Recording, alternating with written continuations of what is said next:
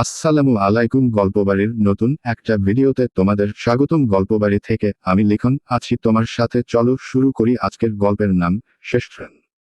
রাত 11টার দিকে লিখন শেষ ট্রেনে উঠল। কোচে আর কেউ নেই, শুধু হাওয়ার শব্দ। সে জানালা দিয়ে বাইরে তাকিয়ে থাকল। হঠাৎ খেয়াল করল সামনের সিটে এক মেয়ে বসে আছে।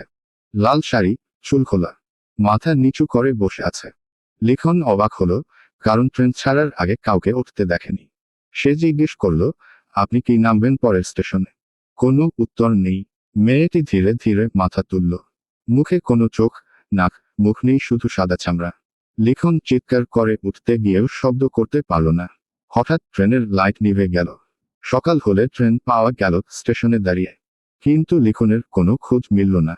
শুধু তার মোবাইলটা ছিল সিটে পড়ে। স্ক্রিনে শেষ রেকর্ডিংয়ে একটা শব্দ শোনা যায়, তুমি কি আমার মুখ দেখেছ? তো আজকের গল্পটা এই পর্যন্তই। ভিডিওটা কেমন লাগলো অবশ্যই কমেন্ট করে জানাতে ভুলবে না। তো আজকের মতো বিদায় নিচ্ছি, দেখা হবে পরবর্তী নতুন কোনো ভিডিওতে। ততক্ষণ পর্যন্ত ভালো থাকবে, সুস্থ থাকবে। আল্লাহ হাফেজ।